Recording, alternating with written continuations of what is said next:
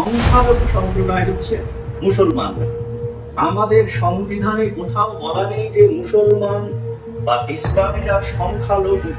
গোপাল মুখার্জি এবং যুগল ঘোষ এই দুজন লোক যদি না থাকতেন তাহলে কলকাতায় কিন্তু কোনো হিন্দু, কলকাতায় গোটা পার্শ্ববর্তী অঞ্চলে কোনো হিন্দুর অস্তিত্ব থাকতো। কলকাতাকে হিন্দু শূন্য করার প্ল্যান এবং সেই নিয়ে কাজ হচ্ছে। বাংলাদেশের সংবিধান অনুযায়ী কোথায় প্রধান উপদেষ্টার জায়গা?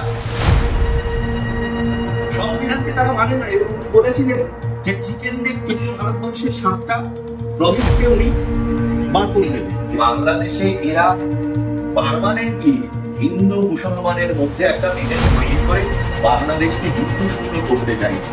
ইসলাম একটি বৃহৎ জাতি এবং যতদিন ইসলামের সাথে আপনি কোন ধর্মের মানুষের সঙ্গে সহাবস্থান করতে পারবেন না। এদের একটা নেতা বা নেত্রী কোনো সৎ সাহস নেই যে উইঘুর ইসলামীদের সঙ্গে চীন কি ব্যবহার করছে।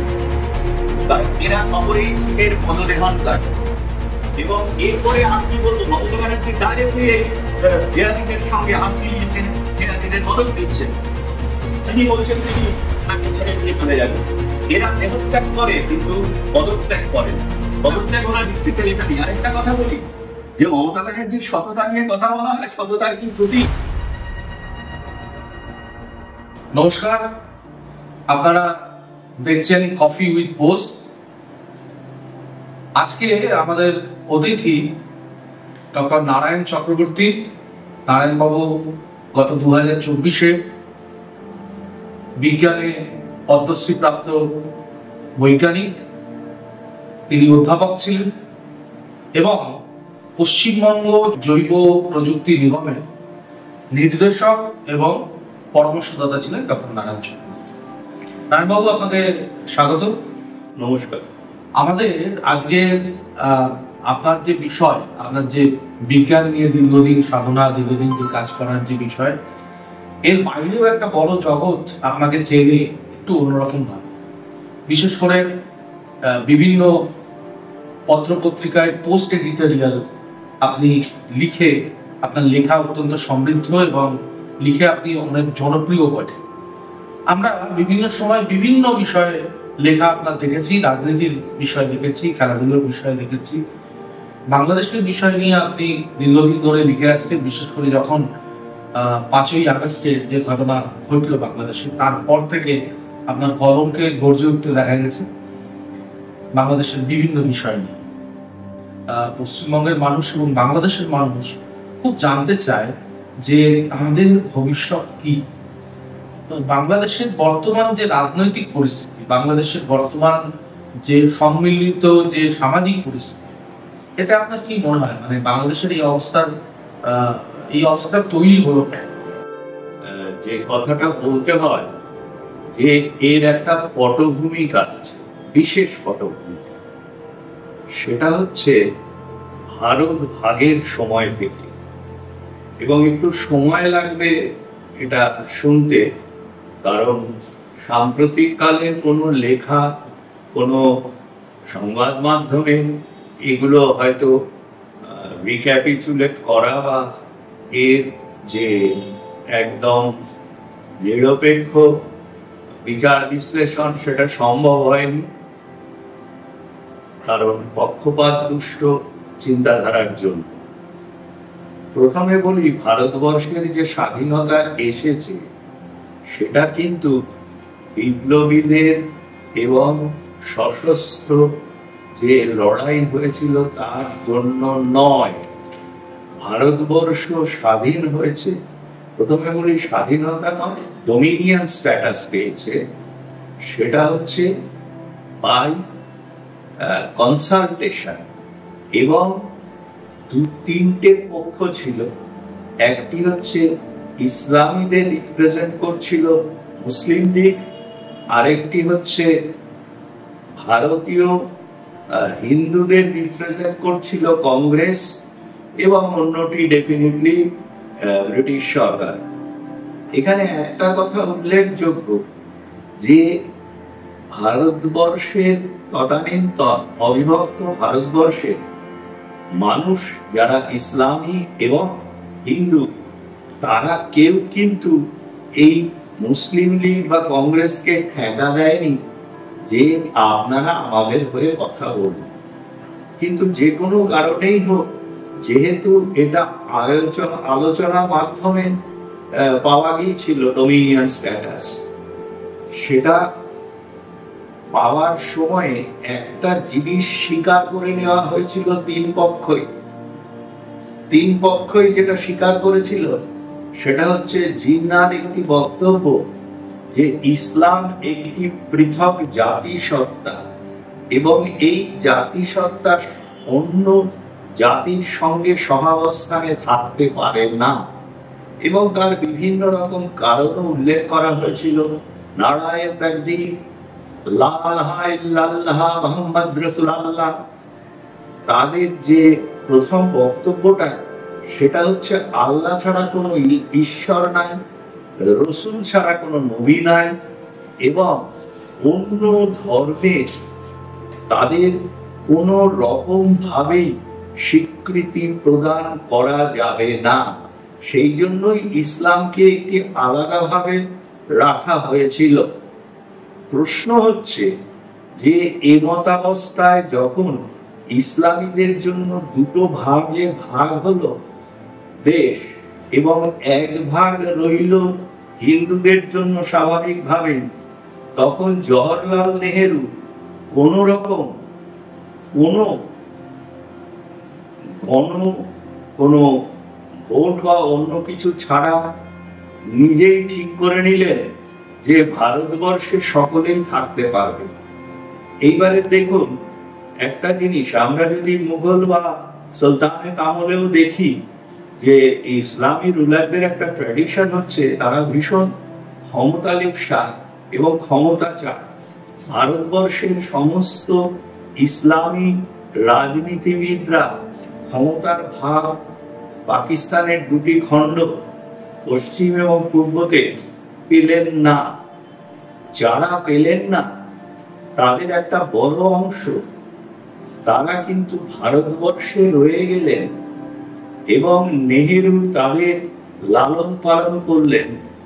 তারা মুসলিম লীগ নয়, তারা দেওবন্দি মুসলিম, এবং এই মুসলিমদের যেটা কেউ এখন স্বীকার করতে চায় না, এই মুসলিমদের তখন থেকেই কিন্তু যে বিষয়টা ছিল, তারা চেয়েছিল ভারতবর্ষকে ভেতর থেকে ভাঙতে, এবং আশ্চর্যজনকভাবে এই মুসলিমদের মধ্যে থেকেই জওহরলাল নেহেরু ভারতবর্ষের প্রথম শিক্ষামন্ত্রীকে চয়েস করলেন মৌলানা আবুল কালাম আজাদ।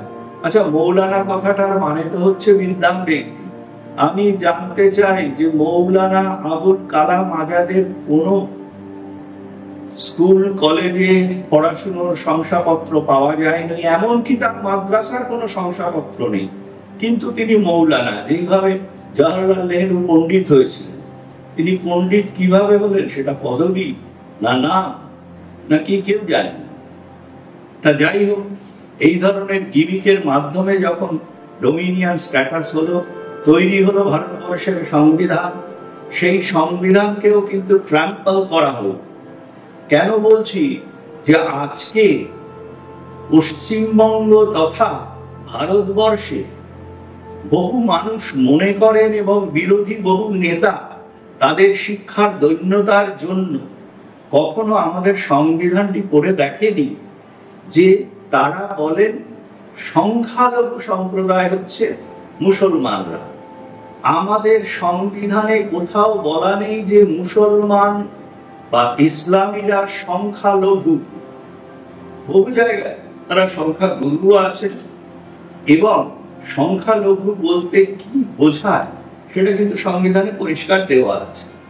তখন থেকে যে ইসলামী দোষণ শুরু হলো, তার ফলটা পেল কিন্তু আমাদের দেশে যে শিক্ষিত ইসলামী মানসিকভাবে ভারত বিরোধী শক্তি, যারা ভারতের টুকরে ভঙ্গের ক্ষেত্রে এখন দাঁড়িয়েছে বয়সের সঙ্গে সঙ্গে, অভিজ্ঞতার সঙ্গে সঙ্গে, সেই সম্প্রদায়। এবারে বাংলাদেশের ক্ষেত্রে আসি, দেখুন 1946 সালে আমার ডিটেলস লেখাতেও আছে যে গোপাল মুখার্জি এবং যুগল ঘোষ এই দুজন লোক যদি না থাকতেন তাহলে কলকাতায় কিন্তু কোনো হিন্দু, কলকাতা এবং তার পার্শ্ববর্তী অঞ্চলে কোনো হিন্দুর অস্তিত্ব থাকত না। সোহরাওয়ার্দী, খাজা নাজিমুদ্দিনের যে প্ল্যান ছিল তাতে পুরো এই কলকাতাকেই হিন্দু শূন্য করার প্ল্যান এবং সেই অনুযায়ী কাজ হচ্ছে।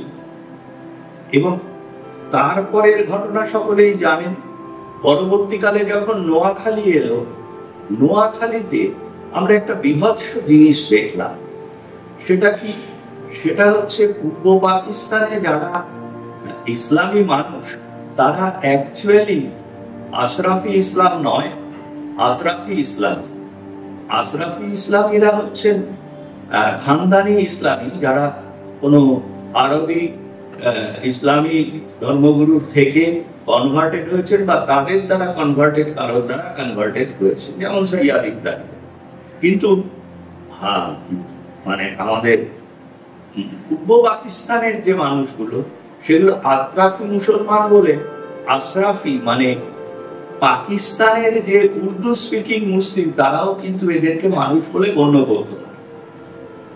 কলকাতা যে দি গ্রেট ক্যালকাটা কিলিং, তখন মুসলিম লীগের যুব দলের যিনি জেনারেল সেক্রেটারি ছিলেন মুজিবুর রহমান, তিনি পরবর্তীকালে তার ভুল বুঝতে পেরেছিলেন এবং যখন উর্দুকে চাপিয়ে দেওয়া হলো, যদিও প্রথমে যখন ধীরেন্দ্রনাথ দত্ত, শ্রীশচন্দ্র চট্টোপাধ্যায় ইত্যাদির নেতৃত্বে চারজন যখন বাংলা ভাষাকে উর্দুর সঙ্গে সমানভাবে রাখার কথা বলা হয়েছিল, তখন কিন্তু এই মুসলিম লীগ, খাজা নাজিমুদ্দিনরা বাতিল করে দেয়। এটা মনে রাখতে হবে। বাংলাদেশে 1965-66 যখন সেই প্যাটার্ন ট্যাঙ্কগুলো দুমড়ে মুচড়ে গিয়েছিল, সেই পাকিস্তানের যুদ্ধে চরম পরাজয় হয়েছিল, তখন অবধি একটা জিনিস আপনারা লক্ষ্য করে দেখবেন যে বাংলাদেশে কিন্তু স্কুল কলেজে মেয়েদের পড়াতে এত বাধা ছিল না, সেখানে বোরখার প্রচলন এত ছিল না। আমার কাছে যেহেতু বাংলাদেশে আমার প্রচুর বন্ধু বান্ধব আছে, আমাদের আত্মীয় স্বজনরা আছেন, হ্যাঁ, তাদের সে সময়কার ছবিও আছে যে ইসলামী মেয়েরা কিন্তু তখন বোরখা পরে রাস্তায় ঘুরত না। কিন্তু পরবর্তীকালে 1970-71 এবং রাজাকার বাহিনী, তার ফলশ্রুতিতে যে বাংলাদেশ তৈরি হলো, পরবর্তীকালে বাংলাদেশের যে রক্তক্ষয়ী যে যুদ্ধ ক্ষমতার জন্য হয়েছিল, তাতে বাংলাদেশের অর্থনীতি মার খেয়েছে, বাংলাদেশের রাজনীতিতে ধর্মের মানে হিংসা অনুপ্রবেশ করেছে এবং তার ফলশ্রুতিতে ধীরে ধীরে সেখানে এই বোরখা। এবং আরেকটা জিনিস বলি, প্রথম দিকের যদি বাংলাদেশের সাহিত্য দেখা যায়, তাহলে সেখানে কিন্তু দেখবেন যে বাংলা ভাষা ইউজ করা হয়েছে, যেখানে বাংলা ভাষা ব্যবহার করা হয়েছে, জলকে জল বলা হয়েছে, পানি নয়। আজকে বাংলাদেশের কোনো একটি লেখায় আপনি পানি পাবেন না।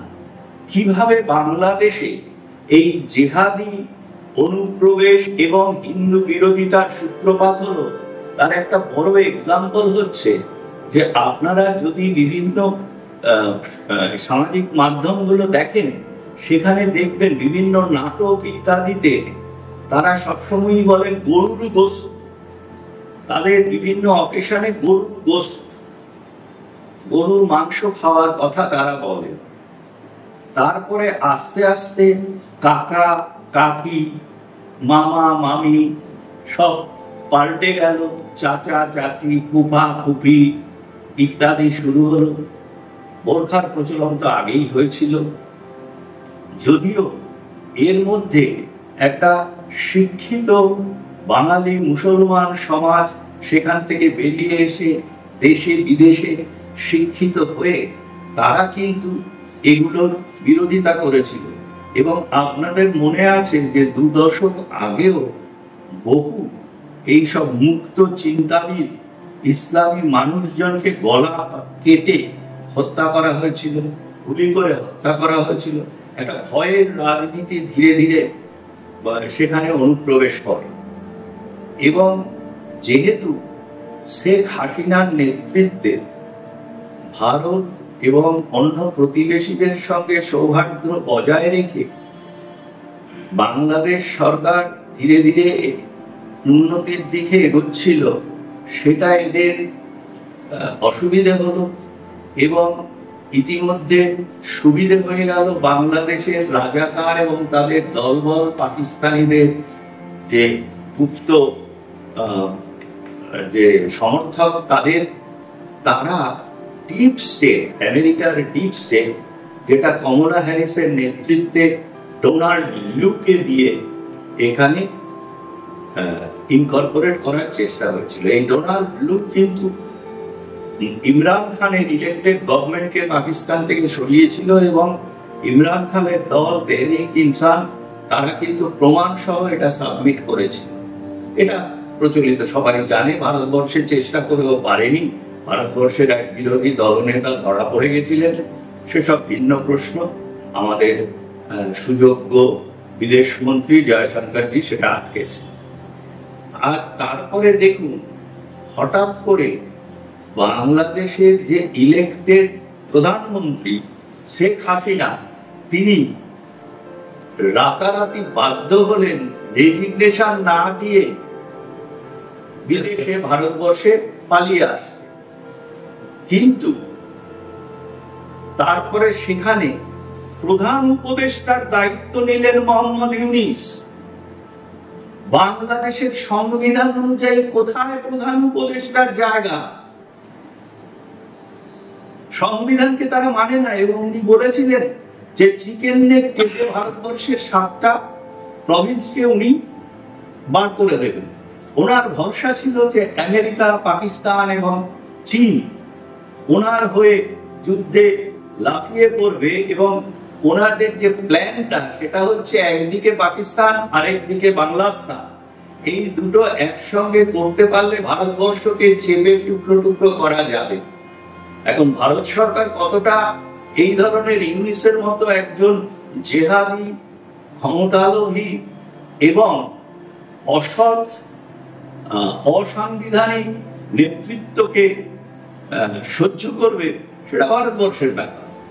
তার মানে বোঝা যাচ্ছে আপনার যে বক্তব্য 1971-এ পাকিস্তান যারা চেয়েছিল, পাকিস্তানের মধ্যে যারা বাংলাদেশকে রাখতে চেয়েছিল, সেই তাদের অতৃপ্ত আত্মারা আজকে এই বাংলাদেশের দুর্দশার জন্য দায়ী, বা বাংলাদেশের এই যে পরিস্থিতি আপনি যে বলছেন যে শেখ হাসিনার সময়, শেখ হাসিনা 2013-তে যখন শেষ ক্ষমতায় এসেছিলেন, 2013 থেকে 2024 অব্দি বা 25 অব্দি বলতে পারি, এই 12 বছরের তার রাজত্বকালে এটা ঠিকই যে শিল্প সূচক বা টাকার যে মূল্য বা অন্যান্য যে সমস্ত সূচক, শিক্ষা সূচক, সবকিছুতেই বাংলাদেশ একটা অগ্রগতি আমরা দেখতে পেয়েছি। বাংলাদেশের অগ্রগতি দেখতে পেয়েছি, বাংলাদেশের অগ্রগতি ইন্টারন্যাশনালিও আন্তর্জাতিক ক্ষেত্রে প্রশংসা পাচ্ছে।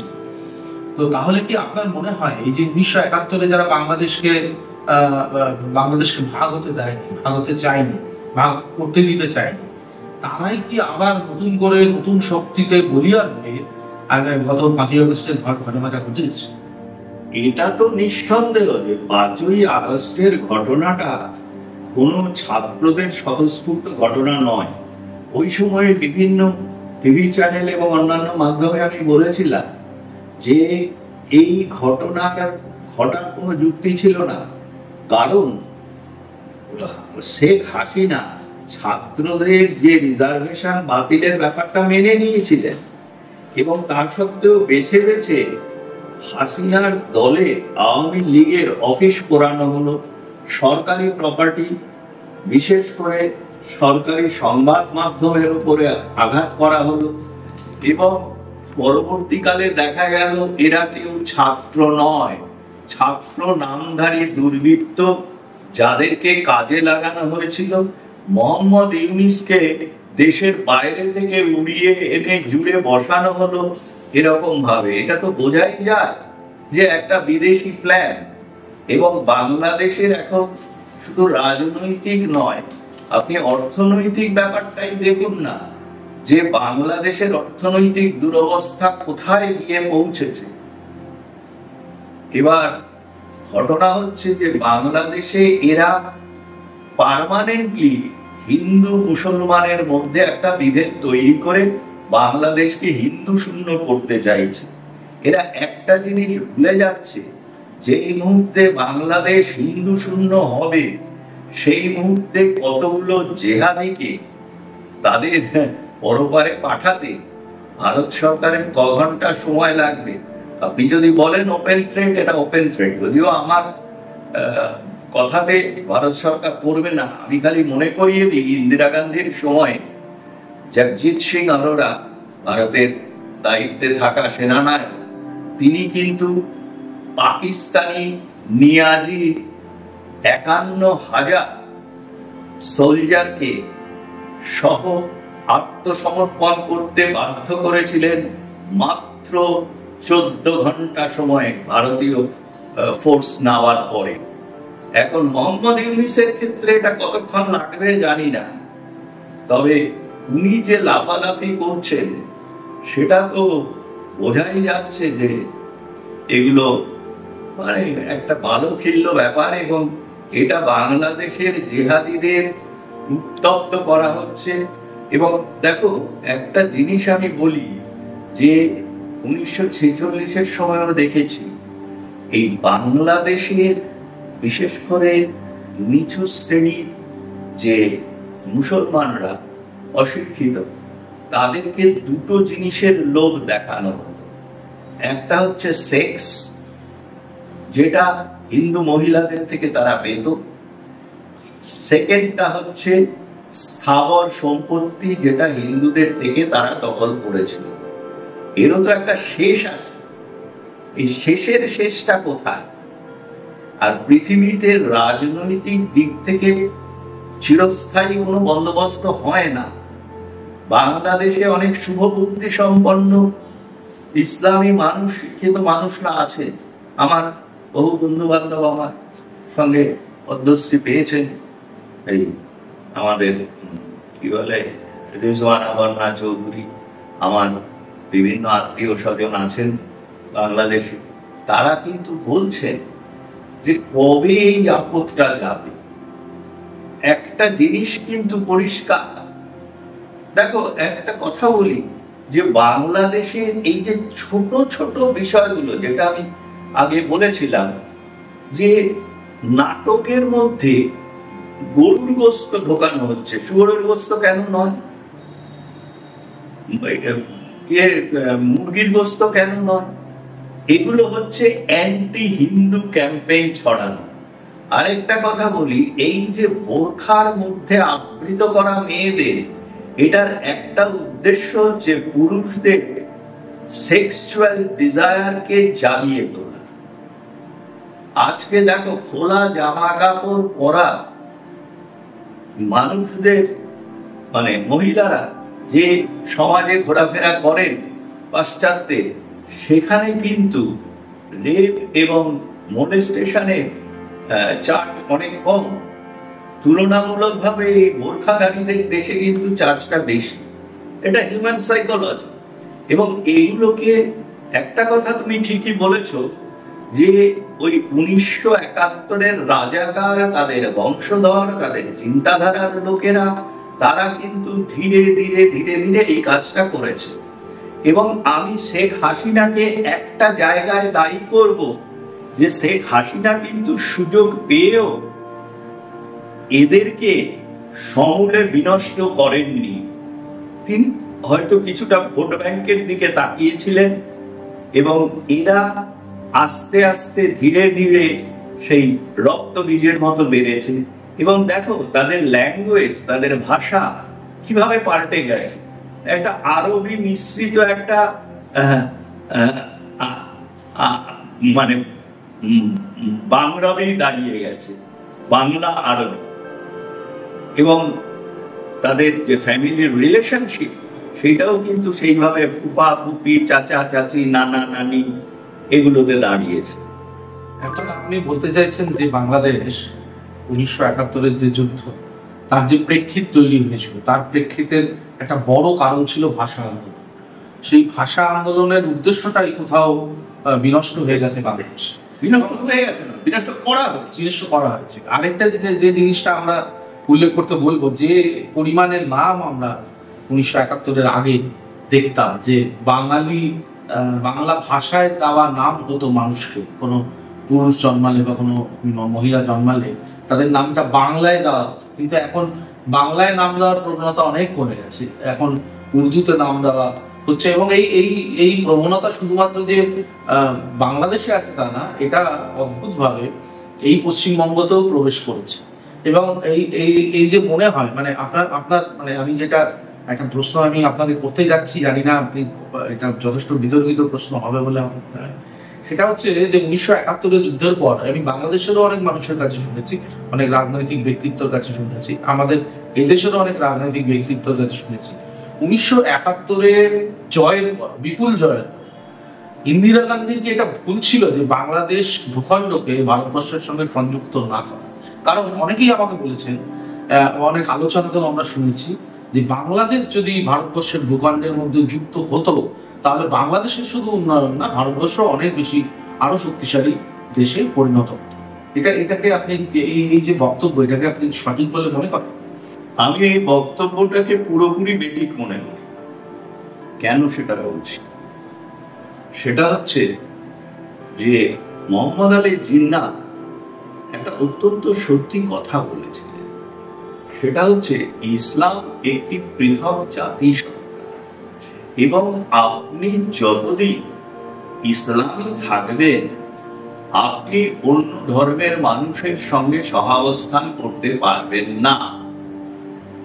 যেটা ইন্দিরা গান্ধীর করা ভুল হয়েছিল, সেই জায়গাটা আমি কেন জানি না আমাদের এই যে 7% রিডাকশন সেলে বিক্রি হওয়া সমাজের তথাকথিত বুদ্ধিজীবী সম্প্রদায়, তারা সেটা চেপে যায়। সেটা হচ্ছে যে 1981 সাল থেকে পর যখন পশ্চিমবঙ্গে ভূমি সংস্কার আন্দোলন হলো, তখন থেকে পশ্চিমবঙ্গের যে ডেমোগ্রাফিটা, ওটা পুরোটা পাল্টে গেল, এবং সেটা তথাকথিত বামফ্রন্টের নামে সিপিএম এর সক্রিয় সহযোগিতা, তারা তাদের ভোট ব্যাংক স্থিত করার জন্য বাংলাদেশিদের এখানে বাদ্যঅর্ঘ দিয়ে নিয়ে এলো, তাদের জমি জমা, ভোটার কার্ড, তারপরে ওই রেশন কার্ড, এগুলো করে দিল। তারা তাদের একদম ভোটার হয়ে গেল, এবং তারা নির্বাচন কন্ট্রোল করতে লাগলো ভারতবর্ষের বিভিন্ন জায়গায়। আমি তোমাকে বলি যে 1975 সালে আমি যখন মানে কলকাতা থেকে গাড়ি করে এই শান্তিনিকেতন যেতাম, তখন রাস্তায় একটাও মসজিদ দেখতে পেতাম। এখন গুনতে গেলে 100 ছাড়িয়ে যাবে। একটা কথা তোমাকে বলি, আমরা মা ব্রিজ দিয়ে যে যাতায়াত করি, মা ব্রিজের দুপাশে কতগুলো গত 10-15 বছরে মসজিদ তৈরি হয়েছে বলো। এই যে ডেমোগ্রাফির চেঞ্জ, এটা প্রথম শুরু করেছিল সিপিএম, কোনো সন্দেহ নেই। আমি অনেক আগেই বলেছিলাম শেখ শাহজাহান কে সিপিএম রাই এনেছিল, এবং উনি বাংলাদেশের নাগরিক ছিলেন। আর পরবর্তীকালে সিপিএম এর মেধাবী ছাত্রী বর্তমান মমতা বন্দ্যোপাধ্যায় যখন পাওয়ারে এলেন, তখন একদম খুল্লা তিনি বলেই দিলেন যে গাই দুধ দেয় তার লাথি খেতে হয়। এই দুধের গাই তত্ত্ব আসার পর থেকে পশ্চিমবঙ্গে যে হাল হয়েছে, সেটা কিন্তু দেওবন্দিরা অনেক আগে যেটা বলেছিল, দারুল হারবকে দারুল ইসলামে পরিণত করতে হবে, এবং সেটা পশ্চিমবঙ্গ সরকারে মানে অত্যন্ত বরিষ্ঠ একজন মন্ত্রী ফিরহাদ হাকিম, তিনি সরাসরি বলেছেন যে আমাদের একটি ওপেন জায়গায়, ওপেন সমাবেশে বলেছেন, আমাদের মাকসাদ হচ্ছে আমাদের অমুসলমানদের ইসলামের দাওয়াত দেওয়া।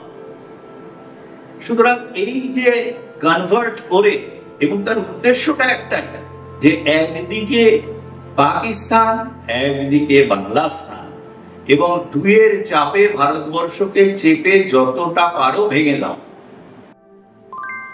তার মানে কোথাও আপনি বলতে চাইছেন যে এইটা এই বাংলাদেশকে সংযুক্ত না করার সিদ্ধান্তটা সম্ভবত ঠিকই ছিল। আপনার যে কথাতে যেটা উঠে এলো যে শুধুমাত্র এই যে পশ্চিমবঙ্গের আজকের যে পরিস্থিতি, তার জন্য অনেকটাই বেশি দায়ী ইনফিল্টারেশনের জন্যই ডেমোগ্রাফিক চেঞ্জ। একটা কথা আছে, আমাকে একটু বলতে দাও 1 মিনিট। সেটা হচ্ছে যে এই ইনফিল্ট্রেশনের কথা যেটা বলছো, এটা তো বটেই। ইনফিল্ট্রেশনটা তো সরকারি মদতে, প্রশাসনিক মদতে হয়েছে, এবং সেখানে কি বর্ডার সিকিউরিটি ফোর্স কতটা দায়ী, পশ্চিমবঙ্গ পুলিশ কতটা দায়ী, আমি সেই সব বিতর্কে যাব না। হয়েছে এটা। এবং ইন্দিরা গান্ধীর যেটা করা উচিত ছিল সেটা হচ্ছে বাংলাদেশ এবং ভারতের মধ্যে স্ট্রিক্ট ব্যারিয়ার তৈরি করা। কিন্তু ওই সময়ের পর থেকে ইন্দিরা গান্ধী কিন্তু এই কমিউনিস্টদের সঙ্গে নিয়ে চলেছিলেন, এবং সেই ফাঁদে পড়ে তার দল তথা তার ফ্যামিলি এখন অবলুপ্তির পথে রাজনৈতিকভাবে। এইবারে ঘটনা যেগুলো দাঁড়াচ্ছে সেগুলো হচ্ছে, দেখো, আলাদা আলাদা দুটো জাতি পাশাপাশি থাকতে পারে।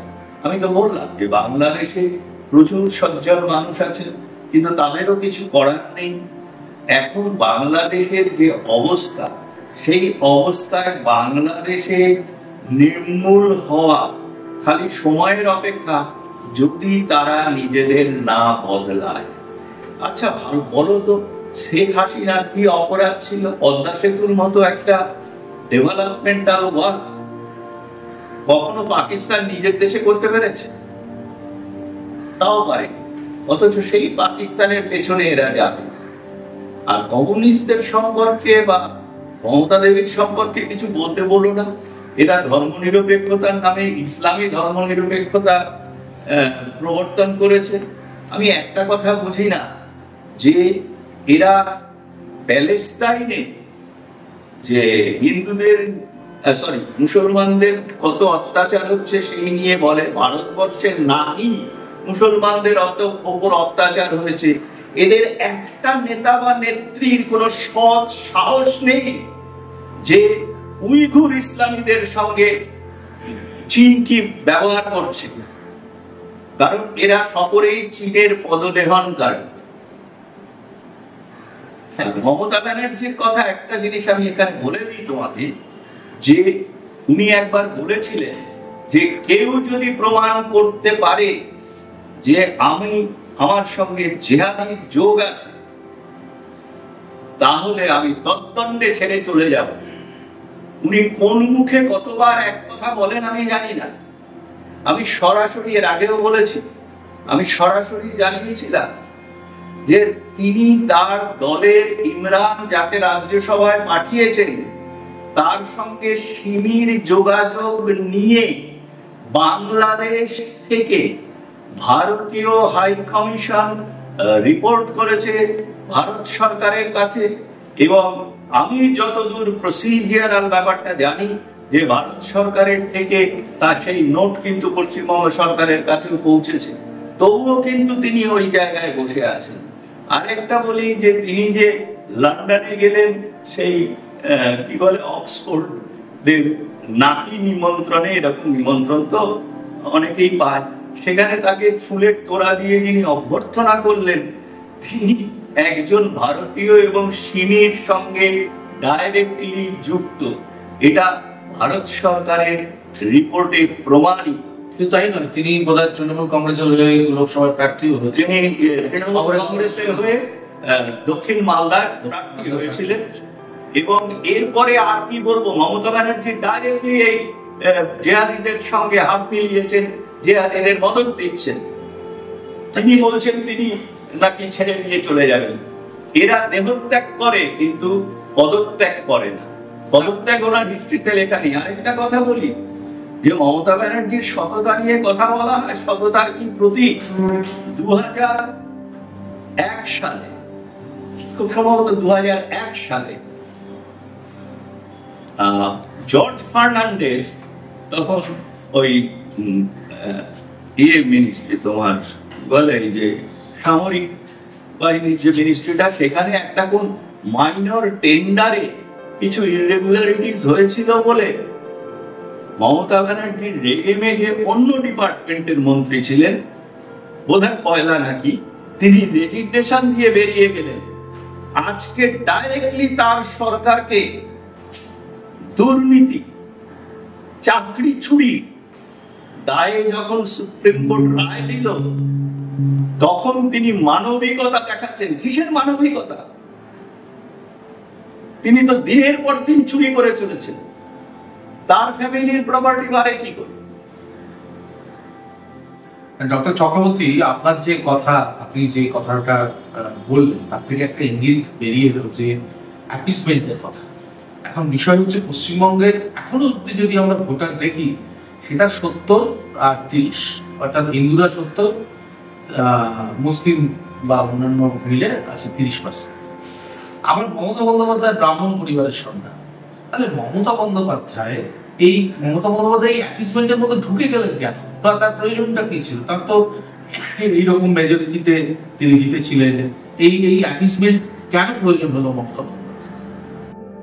আমি তোমাকে পশ্চিমবঙ্গের যে সোশ্যাল যে ব্যাপারটা, সেইটা একটু তাহলে বলতে হবে।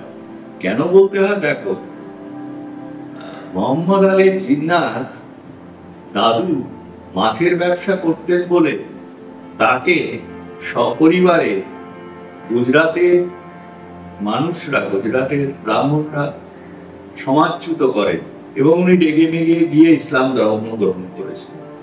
কিন্তু কলকাতার 1946 সালের যে সেভিয়ার গোপাল মুখার্জি, অনেকে গোপাল চন্দ্র মুখার্জি বলে, ওটা কিন্তু ভুল, গোপাল মুখার্জি তার নাম। তিনি কিন্তু ব্রাহ্মণ পরিবারের সন্তান এবং পৈতৃক ব্যবসা পাঠার মাংসের সেই ব্যবসা তিনি করতেন এবং তাকে কিন্তু সমাজে মাথায় করেই রাখা হয়।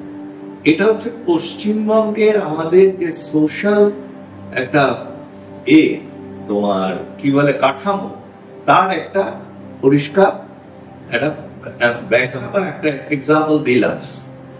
এই ক্ষেত্রে মমতা ব্যানার্জি ব্রাহ্মণ সন্তান। মমতা ব্যানার্জি তো সব ধর্ম উনি নিজেই বলেছেন।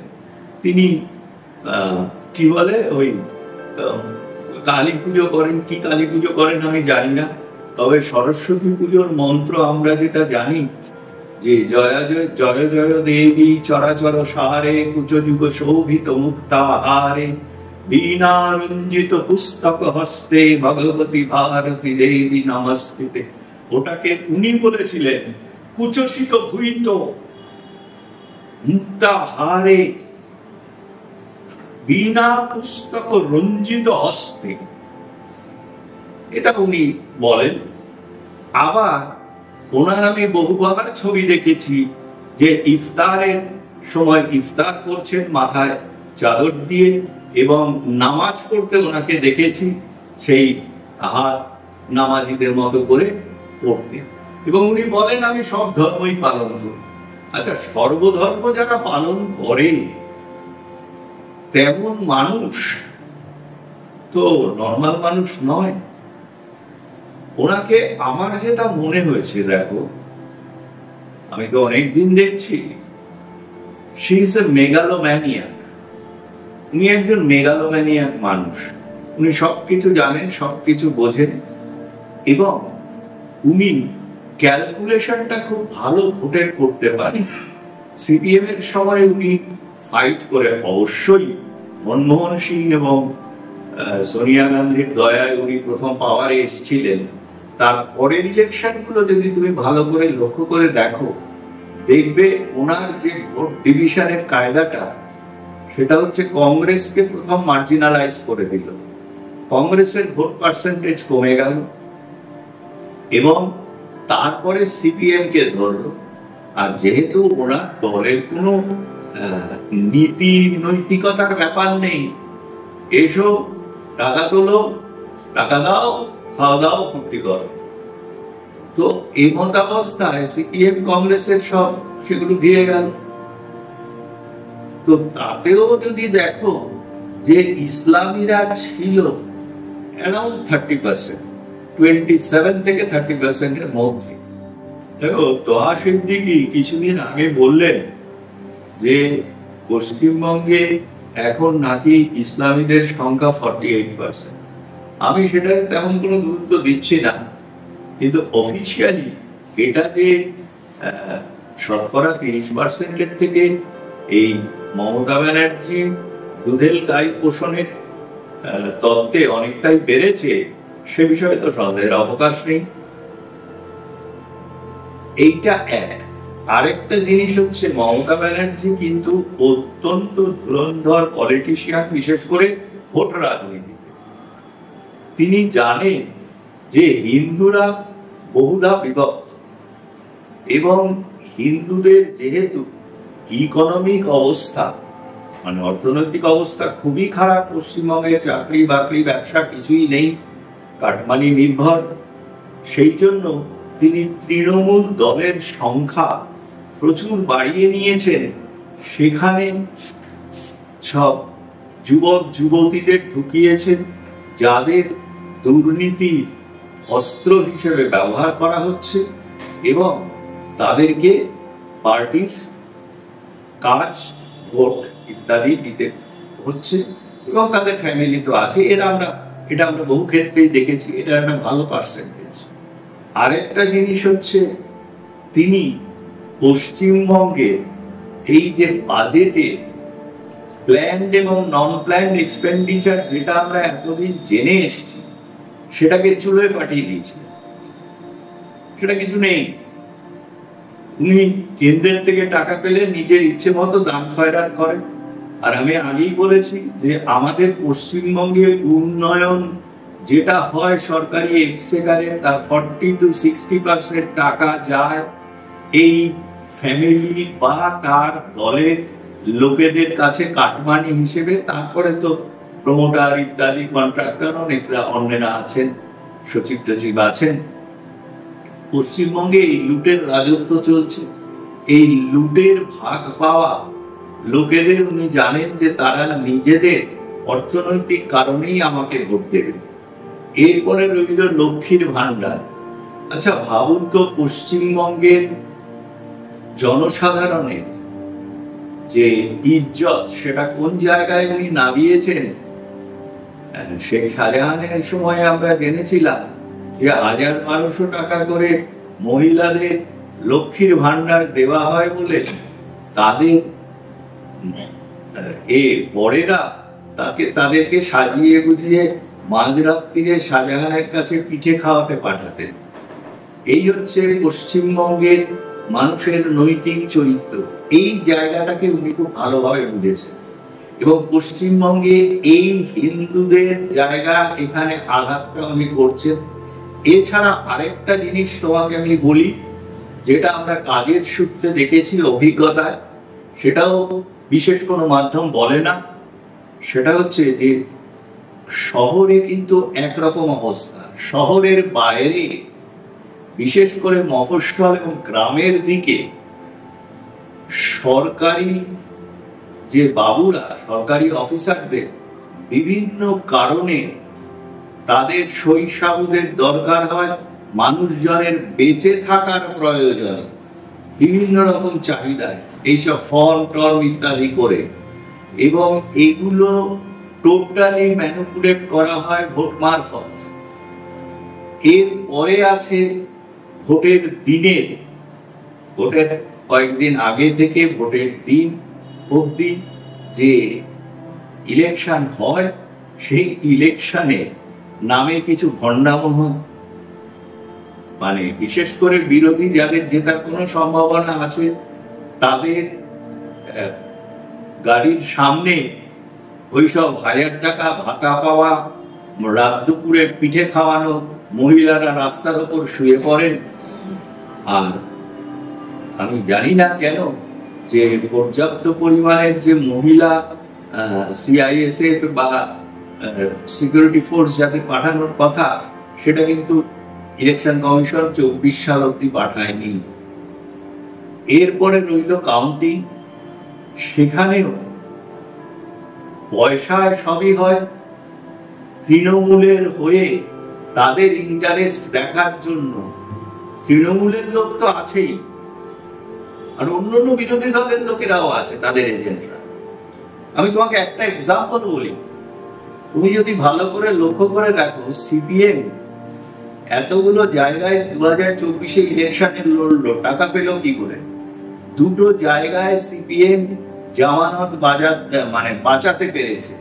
সেই দুটো জায়গায় সিপিএম কিন্তু প্রচন্ডভাবে প্রচার চালিয়েছিল মধ্যবিত্ত হিন্দু এলাকায়।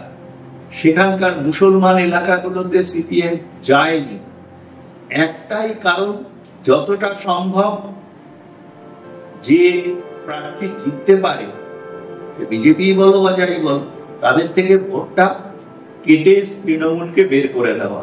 এবং সিপিএম এর এই ফাইন্যান্স কে করেছে? সিপিএম তো কাউকে বলেনি এখন, সে তো মমতা ব্যানার্জি ছাড়া আর কারো করার কথা নয়। এবং অন্তত 5টা জায়গায় সিপিএম ক্যান্ডিডেট না থাকলে সেই হিন্দু ভোটগুলো যদি কনসেন্ট্রেট হতো, তাহলে কিন্তু ভোটের রেজাল্ট সেখানে অন্যরকম। আর একটা কথা বলি, ইসলামীরা পশ্চিমবঙ্গে 95%-এর ওপর বিশেষ দল তৃণমূলকে ভোট দেয় এবং তাদের অলমোস্ট 10% ভোট দিতে যায়। পক্ষান্তরে পশ্চিমবঙ্গে হিন্দু ভোটারদের মধ্যে খুব বেশি হলে 60% থেকে 65% ভোট দিতে যায় এবং ভোটগুলো ডিভাইডেড হয়ে যায়। এটা তোমাকে আমি সরল অঙ্কে বলে দিলাম যে এই করেই কিন্তু মমতা ব্যানার্জি পাওয়ারে আছে। এবং যদি ভবিষ্যতে এটা আটকানোর বন্দোবস্ত না হয়, তাহলে কিন্তু মমতা ব্যানার্জি চিরকালীন হয়ে যাবে। তার মানে আপনি বলতে চাইছেন যে একদিকে অ্যাপিজমেন্ট পলিটিক্স, বিরোধীদেরকে ছত্রাখ্যান করে রাখা, এই সবগুলো নিয়ে আজকে বর্তমান যে শাসক দল তারা চলছে, তারা উন্নয়নের রাস্তায় খুব একটা না হেঁটে এই প্রতিবন্ধকতা ভোটের ক্ষেত্রে তৈরি করে তারা টিকে থাকার চেষ্টা করছে। এখন আমার যে প্রশ্ন, যে পশ্চিমবঙ্গের যে রাজনৈতিক সংস্কৃতি আমরা দীর্ঘদিন ধরে দেখে এসেছি, পশ্চিমবঙ্গের যে রাজনৈতিক সংস্কৃতি আমরা ব্রিটিশ আমল থেকে দেখে এসেছি, যে পশ্চিমবঙ্গ কোনোদিন হয়তো দীর্ঘদিনের জন্য কোনো অপশাসনকে স্বীকার করেনি বা দীর্ঘদিনের জন্য কোনো অপশাসনের বিরুদ্ধে সবসময় কথা বলার চেষ্টা করেছে। এটা পশ্চিমবঙ্গের ন্যাচারাল ক্যারেক্টার। আপনার কি মনে হয়, মানে এই যে পশ্চিমবঙ্গের যে রাজনীতি, যে অপরাজনীতি, যে কথাটা আপনি বারবার বলছেন, এই অপরাজনীতি থেকে আমাদের মুক্তি পাওয়ার কি উপায় আছে? যে কোনো রাজনৈতিক সুনির্দিষ্ট কোনো রাজনৈতিক দলের কথা আমি বলবো না এখানে, প্রত্যেকটা রাজনীতি অনুন্নয়নের কে সঙ্গে নিয়ে এগিয়ে চলা বা বিরোধীদেরকে বিভিন্ন কৌশলের মাধ্যমে ছত্রাখ্যান করে রাখা বা অ্যাপিসমেন্টের পলিটিক্স, এটা দিয়ে তো কোনো সমাজের উন্নয়ন হতে পারে না, কোনো রাজ্যের উন্নয়ন হতে পারে না। তাহলে এই জায়গা থেকে, এই যে অন্ধকার কুয়ো, সেখান থেকে বেরোনোর উপায় কি করে আপনি? আমি খুব সংক্ষেপে বলছি যে পশ্চিমবঙ্গে এই দল ওই দল সেই দল বলে সব দলীয় রাজনীতি করা হচ্ছে, কিন্তু পশ্চিমবঙ্গের মানুষের কাছে সত্যিকারে তাদের ভালো জন্য কাজ করবে এই প্রতিশ্রুতি দেওয়া যদি প্রপার ক্যান্ডিডেট চয়েস করে দেওয়া হয়, যাদেরকে পশ্চিমবঙ্গের মানুষ বিশ্বাস করে, তাহলে কিন্তু মমতা ব্যানার্জির পরাজয় অবশ্যম্ভাবী এবং ফ্রি অ্যান্ড ফেয়ার ইলেকশনটাকে ইনশিওর করতে হবে। আমি গতবারে যখন 2024-এ চিফ ইলেকশন অফিসার করা হলো, আসলে করার কিছু নেই, পশ্চিমবঙ্গ সরকার 3টে নাম পাঠায় তাদের অফিসারদের, যার থেকে একটাকে সিলেক্ট করে এই কেন্দ্রীয় নির্বাচন কমিশন। আজিজ আফতাব সম্পর্কে আমি আগেই রিপোর্ট করেছিলাম যে উনি কিন্তু জেহাদি ইনক্লাইনেশন আছে, এবং সেটা পরবর্তীকালে দেখাও গিয়েছে। সেটা ভিন্ন প্রশ্ন। এখানে একটা কথা বলি, এই রাজনৈতিক দলগুলো আগে ঠিক করুক তাদের পরীক্ষিত এবং ব্যর্থ যেসব নেতাদের বারবার দাঁড় করাবেন, এবং এমন লোক কি তাদের আছে যারা পশ্চিমবঙ্গ সরকারে এসে তার অ্যাডমিনিস্ট্রেশনকে কন্ট্রোল করতে পারবেন। এই যে মুখ চাওয়াচাই বা অন্য রকম ভাবে টিকিট পাওয়ানোর যে বিভিন্ন রাজনৈতিক যে দলের যে একটা কাস্টম, এই কাস্টমের বাইরে না গেলে পশ্চিমবঙ্গ কিন্তু সেভাবে উঠতে পারবে না। আমরা আলোচনার একদম শেষ প্রান্তে আমি একটা শেষ প্রশ্ন আপনাকে করব। সেটা হচ্ছে যে গত সময় আমরা দেখেছি যে কংগ্রেসের যে শাসনকাল ছিল, সেই শাসনকালের একটা পোর্শনে মানুষের অত্যাচার বা অনুন্নয়ন খুব দেখা গেছিল। তার পরবর্তীকালে কমিউনিস্টরা এসেছিলেন, বামফ্রন্ট ক্ষমতা দখল করেছিল। কিন্তু বামফ্রন্টের 34 বছরের শাসনকালও পশ্চিমবঙ্গের মানুষের ক্ষেত্রে বা মানুষের স্মৃতি খুব একটা মধুর নয়। তো বামফ্রন্টকেও মানুষ চেয়েছিল সরিয়ে দিতে, তারপরে মমতা বন্দ্যোপাধ্যায় এলেন তৃণমূল কংগ্রেস নামক দলকে নিয়ে, তারাও 34 বছরের সিপিএম এর বা শাসন বা বামফ্রন্টের শাসনকে সরিয়ে দিলেন। কিন্তু গত 2011 থেকে 2025 14 বছরের যদি শাসনকাল দেখি, সেখানেও মানুষের অভিজ্ঞতা খুব একটা মধুর না। অর্থাৎ এই যে 3টে শাসকের শাসনকাল আমরা বললাম, কংগ্রেসকে যদি ইনক্লুড করি সেটা নিয়ে 3টে শাসকের শাসনকাল হচ্ছে কংগ্রেস, বামফ্রন্ট এবং পরবর্তীকালে তৃণমূল কংগ্রেস। এই 3টে ক্ষেত্রেই কোথাও বা কোথাও এই বাংলার মানুষ বঞ্চিত হয়েছেন, প্রবঞ্চনার শিকার হয়েছেন শাসক দলের দ্বারা। এটা কিন্তু বহু লোকই বলে। এই যে নতুন যারা আসবে, অর্থাৎ এই 26-এ আমাদের সামনে ইলেকশন, জানি না এই শাসক দল থাকবেন কিনা বা নতুন কেউ আসবেন কিনা, কিন্তু নতুন যারা আসবেন বা নতুন যে সরকার আসবে, নতুন সরকারটা তো নতুন আসবেন, সেই ক্ষেত্রে এই বাংলার যারা পশ্চিমবঙ্গের মানুষ, যারা প্রত্যেকবার প্রত্যেক ক্ষেত্রে প্রবঞ্চনার শিকার হয়েছেন, প্রতারণার শিকার হয়েছেন শাসক দলের দ্বারা, তাদের কি কর্তব্য যাতে এই প্রবঞ্চনার শিকার আগামী দিনে যে শাসক দল আসবে তাদের কাছে নাম। দেখো, একটা কথা বলি, তুমি এতক্ষণ ধরে আমি যেটা বললাম সেটা একদম জিসটা তুলে দিলে, যেটা একেবারে ধ্রুব সত্য। আমার বক্তব্য হচ্ছে যে পশ্চিমবঙ্গের মানুষ বারবার এরকম বঞ্চনার শিকার হয়ে তারা এখন কোন রাজনৈতিক দল বা রাজনৈতিক সিম্বলের থেকে বেশি নজর রাখে যে প্রার্থীকে, এবং এই প্রার্থী বাছাইয়ে যদি দলীয় বা গোষ্ঠী যে ধরনের খেলা আমরা বিভিন্ন রাজনৈতিক দলে দেখি, সে ধরনের খেলা খেলতে গেলে কিন্তু বারবার ভরাডুবি হবে এবং মমতা ব্যানার্জি তার ওই কায়দায় বেরিয়ে চলে যাবে। এইবারে যে দল ক্ষমতায় আসতে চাইছে তাকে বিচার করতে হবে যে কাকে আমি দেব। ধরো একজন ক্লাস 10 পাস, কিন্তু তিনি পার্টির খুব বড় কর্মী, তাকে একটা জায়গায় দাঁড় করিয়ে দিয়ে একটা মন্ত্রী করে দেওয়া হলো। এখন আরাবুল শিক্ষামন্ত্রী হলে মমতার কোনো অসুবিধে নেই, কিন্তু সেই আরাবুল মার্কার লোকজনও তো প্রচুর আছে, তথাকথিত অধ্যাপক নামেরও। এখন অ্যাডমিনিস্ট্রেশন চালাতে গেলে যে মানুষের সিভি হওয়া উচিত, মানুষের যে অভিজ্ঞতা থাকা উচিত, সেগুলো 1 নম্বর দেখতে হবে। দ্বিতীয় দেখতে হবে এই মানুষটি যিনি ক্যান্ডিডেট তার ইন্টিগ্রিটি কোথায়। এমন লোককে দাঁড় করানো হলো যার এগেইনস্টে হয়তো আগে কোনো স্মাগলিং এর কেস ছিল।